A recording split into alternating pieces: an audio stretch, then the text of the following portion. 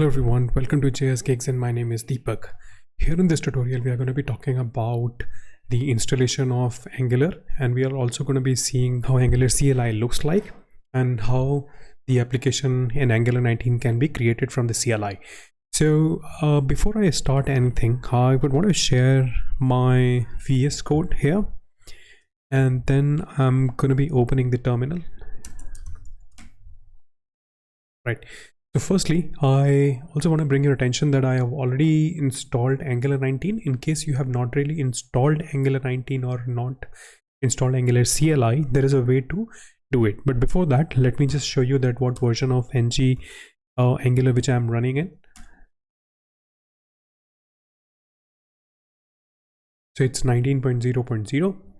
And now I'm going to be taking you to the Chrome, and here at the Chrome, one can actually go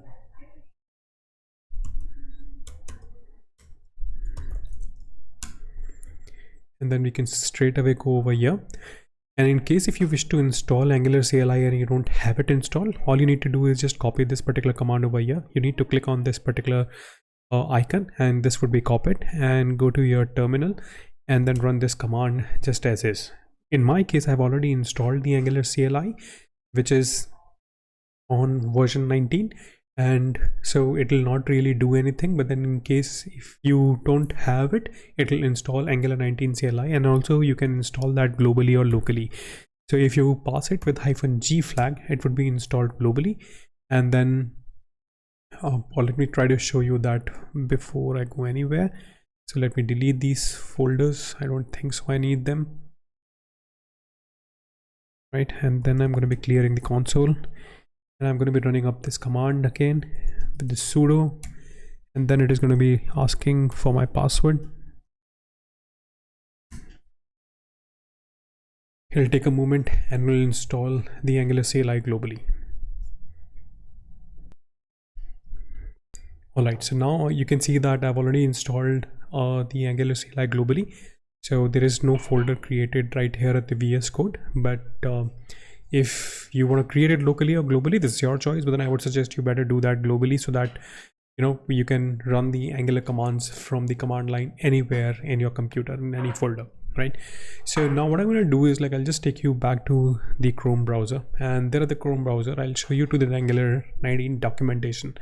So let me refresh this, and then I'm going to be putting Angular 19 over here, and then here at the docs, installation part is something which I've already covered. And now we are going to be creating the new folder by the command given in the documentation of Angular, right? So let me just create or let me just put a copy here, and then I'm going to be running this command. So the name of the project we are going to be giving is Angular 19 dashboard. Okay, so I am going to be opening this Angular 19 .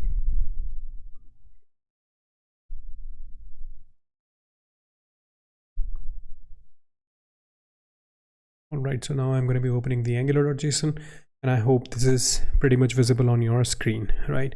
So I'm going to give you an overview of this particular file, which is this is very important file, and that's why a separate overview for this particular file is also required. So I'll start from the top. It is going to be basically validated against the schema which is saved under node modules CLI config schema.json. It's going to be having a version 1. The new project root is going to be under the projects, and that's not something which is important. But if you look here, it is the dashboard -ng19, which is also the name of the application that we are going to be creating in this tutorial. And the project type is application, semantic style is SCSS. That's exactly what we have chosen while running the CLI command. And root, source root, and prefix, these are the important. The root currently is kept empty, and the source root is obviously the src file which is placed right here.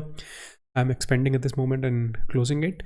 And in case of a prefix, that's an important property. So let me just open the app.component, and you notice that here at line number 5, the root component appears to be app underscore or app-root, right?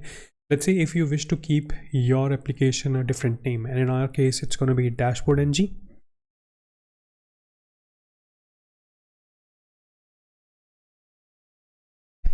So once you give this dashboard ng19, now onwards, whenever you try to create any component from the CLI, the prefix would be replaced by dashboard -ng19.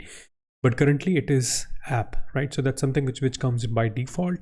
And now we have changed this. It is basically part of the architect object now. That's line number 16, which has few other objects, which is build and also the serve and also the extract i18 and also the test, right? So these are the 4 object properties it has under architect. So whenever we are doing an Angular build by running a command called ng build, this is the particular configuration which picks up, right? So in this particular case, it's going to be picking up the builder, which is Angular dev kit build Angular application. And in case of options, it's going to be having the output path as dist/dashboard and -ng19, which gets created at the root, right, as it is available at the root level. Index file is placed under the src index.html, and that's exactly you can see over here, right? So this is the index file which is here, and then when you build it, this is the particular file which will be used as a root file and index.html, which gets rendered first when you try to type down the name of the website in the browser, right? And then this is going to be the browser. And as I was saying, main polyfills, please note that even in Angular 19 applications, polyfills is coming by polyfills zone.js is coming by default, right? But then you have an option to create a zoneless application, and that's something which we are going to be seeing in a short while. But then for now, consider this is that this polyfill is obviously needed, and then we are going to be evaluating this particular bit a little while later. So please keep that in mind, and you would see that a separate tutorial. And here at the ts config, it will tell you the TypeScript configuration file, which is placed right here. And then this is the file we will have to give a reference of at line number 26. And then inline style is obviously the SCSS, and the assets file or the assets folder is something which gets copied as is when you build an application from this particular folder, right? So anything which is glob, glob, and then input is public. So anything under public is something which gets copied inside the asset, and then that's the asset folder which gets created when you do an ng build, and that's something we're going to be seeing it probably later part of the tutorial or after at the end of this tutorial. And same goes with same sort of a configuration. So this is the build option, and then we have already read the build options for build command, and now we are going to be seeing the serve command. And similarly in the serve, you have a builder and the configuration, production, build target, and so on and so forth. Test is also something which is given here. So let's say if you run the Angular test, which is ng test or ng test, that's something which is available here, right? Ng test that we are not going to be setting up the ng test, or we're not going to be writing the unit test in this particular tutorial, but then that's something you must know, right? So if you want to run the ng test, what is the configuration which it has to pick up will be picked up from this particular object property of architect, and that's the object that you should look at if you want to change or modify your test script, right? Modify your test behavior, right? So now I'm going to be going again inside the build, and then please note that this inside the build folder you have a multiple configuration option. So the production configuration is something which is really important to be looked at. So if you look here, it has 2 configuration, right? So one is the development, the other one is a production. So in case of a production, it tells you what is the type, what is the budget property that it has. So budget property meaning that when you're building an application, it'll show you a warning if your bundle size is increasing 500 KB, and if the bundle size is beyond 1 MB, it is going to be throwing you an error while you build it, right? Similarly, for any component style, maximum warning is going to be on 4 KB and the error will be thrown at 8 KB. It is just to tell you, or just to tell the developers, or keep them under check for the size of a bundle, and that's something which is extremely important, right? So this is all about the budget property. And then similarly, output hashing is something which is allowed for all. That's all about the production. Now if you look at the development, you may notice that optimization is kept as false, extract license again is kept as false, and source map is kept as true, right? So what is source map? This is a very important property. So let's say if I take you back to the Chrome, and if I open or let me take you back to the code. And what I'm going to do is like, I'm just going to be running this particular application. So in order to run this application, let me open this, npm run start, and then there's going to be the building the application. Now you can see that the polyfill main and the raw size is also something which is given here.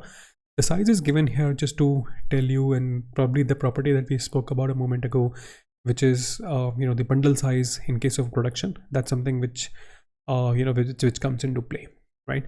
So now I'll take you to the Chrome browser, and here the Chrome browser, I'm going to be opening this particular application at port number 4200.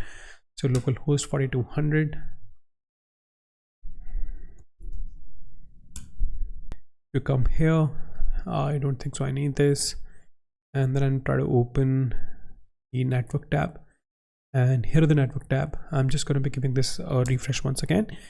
So now you notice that once all of these are getting opened, and here the source tab, you also get the entire folder structure as is, which comes handy, or which comes by default from the Angular CLI, right? So this is made, but then you may also understand that in the browser only JavaScript which gets run, right? So why all of these folders are available is also precisely because of the source map, because source maps keep track of or helps your browser to build or display all of these folder structure inside the browser sources tab. And once you have all of these sources, you can actually debug it much better. So when you're running a debug or a development mode, and that's when the source map comes as true, but then when you're running in the production mode, the source map would not really come in, and you would only find the final bundled TS or a JS file coming over from the wire, right? So now again, I will take you back to the code. And I think we have spoken about all of this. Test also something that we have already spoken. We have also started the application and shown you how it works. So the last thing I'm going to show is I'm going to be first of all stopping this application and then running the build command.